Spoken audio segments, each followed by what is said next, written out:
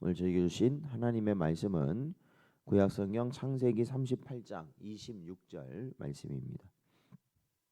찾으셨으면 저희 함께 봉독하겠습니다.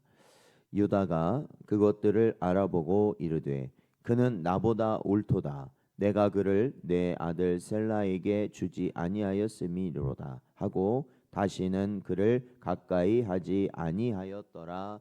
아멘.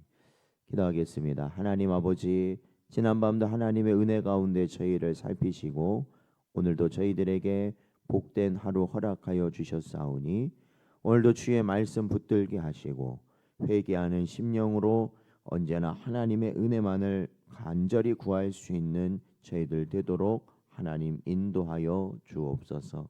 간절히 바라옵고 예수님의 이름으로 기도하옵나이다.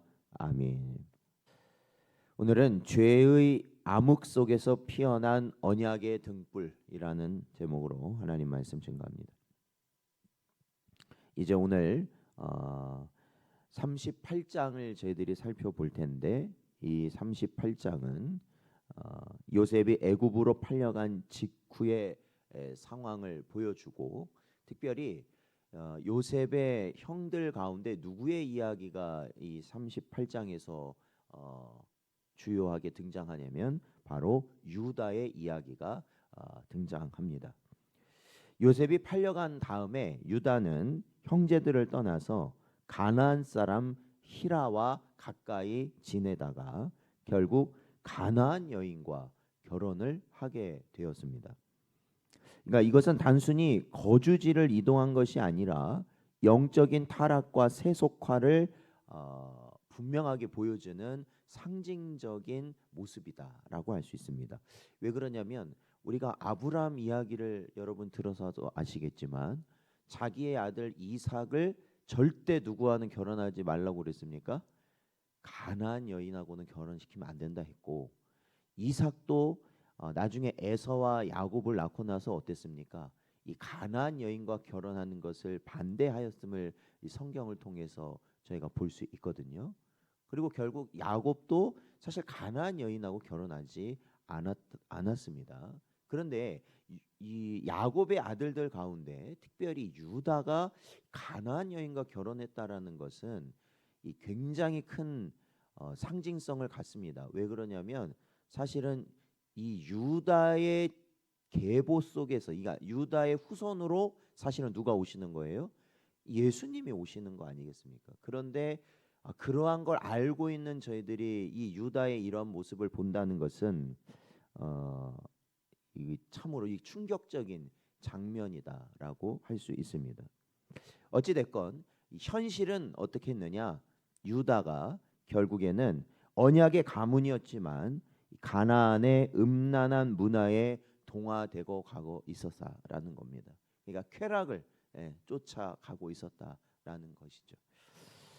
그렇기 때문에 우리 장로교는 언제나 매일같이 무엇에 대해서 강조하게 되냐면 인간의 정적 타락을 강조하는 것입니다. 사람이라는 것. 아무리 오늘은 옳은 것 같고 아무리 옳은 건 오늘은 믿음 있는 것 같고 은혜 충만한 것 같은 하나님의 사람처럼 보일지라도 그는 어떠한 존재라는 겁니까? 실상은 전적 타락한 인생이라는 것이에요.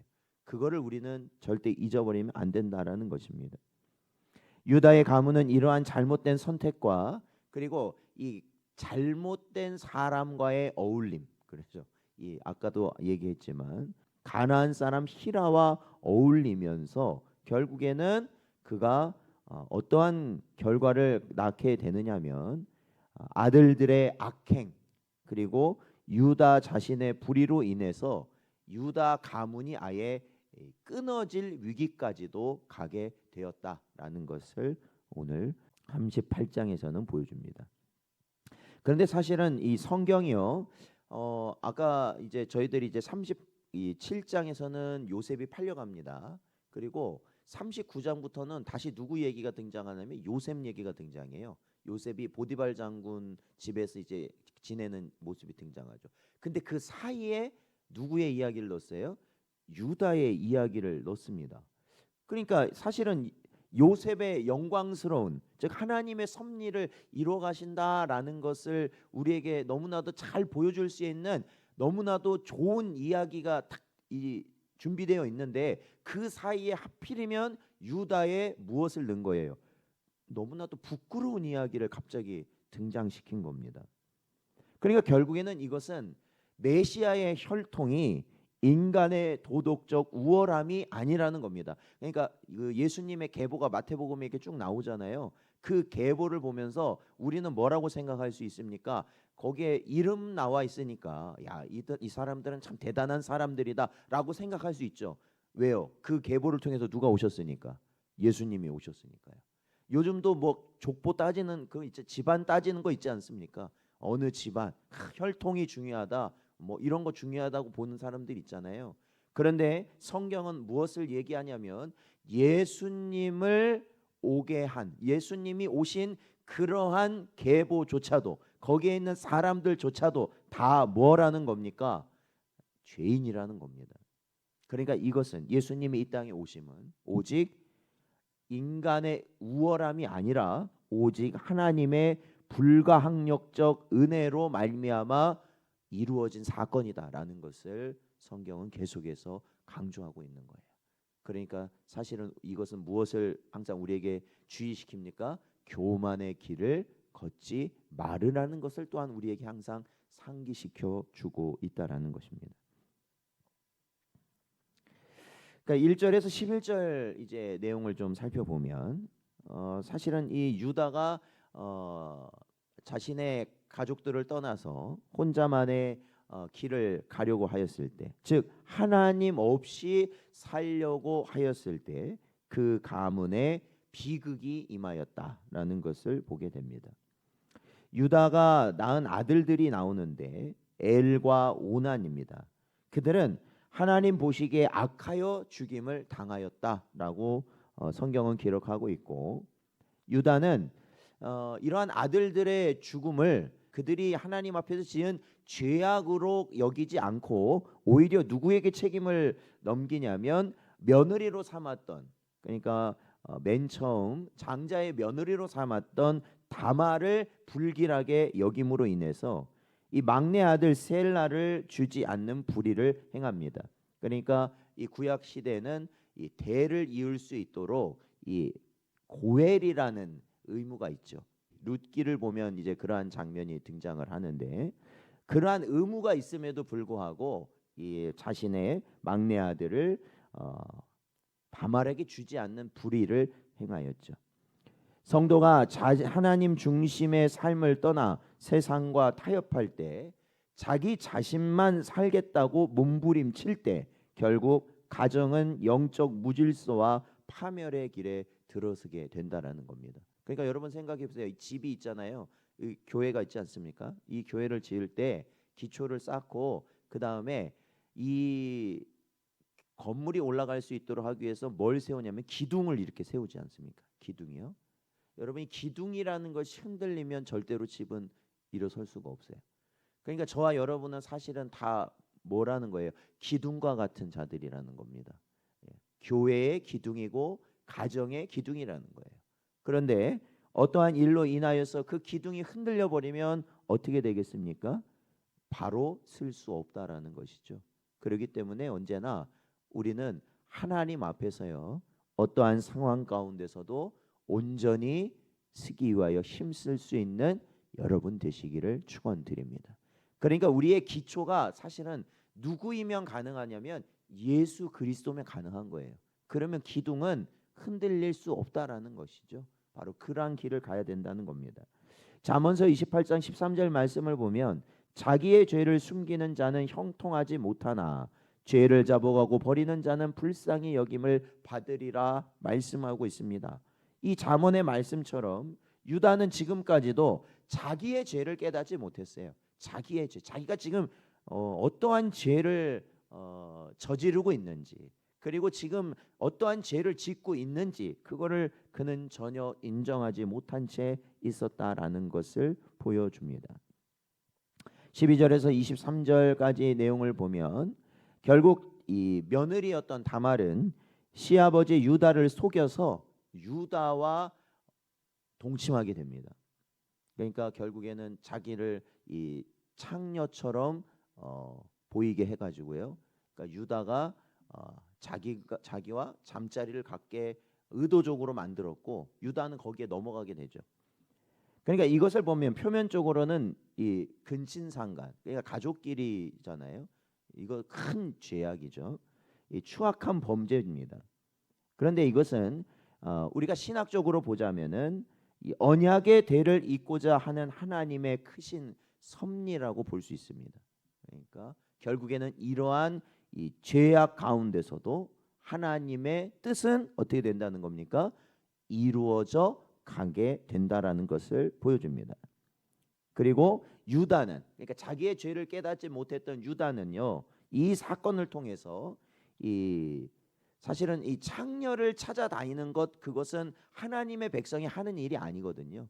아브라함도 그러지 않았고 사실은 이삭도 그러지 않았는데 야곱도 그러지 않았는데 이 유다가 그렇게 한 거는 가나안의 풍습을 따라갔던 것인데 결국 그러한 것이 누구와 이제 잠자리를 갖게 된 거예요? 자기 며느리와 잠자리를 갖게 된 겁니다.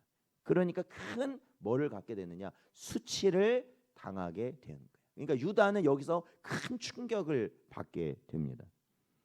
그렇기 때문에 하나님은 인간의 이 추악한 죄의 현장조차 사용하셔서 아브람과 다윗 그리고 예수 그리스도로 이어지는 메시아의 계보를 이어가신다라는 것이죠.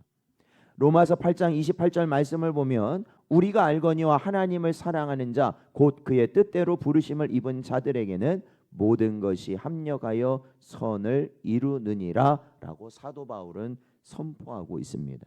그러니까 이 말은 말씀이 가장 어두운 곳에서 성취되고 있었다라는 것을 분명하게 말하는 거예요. 그러니까 여러분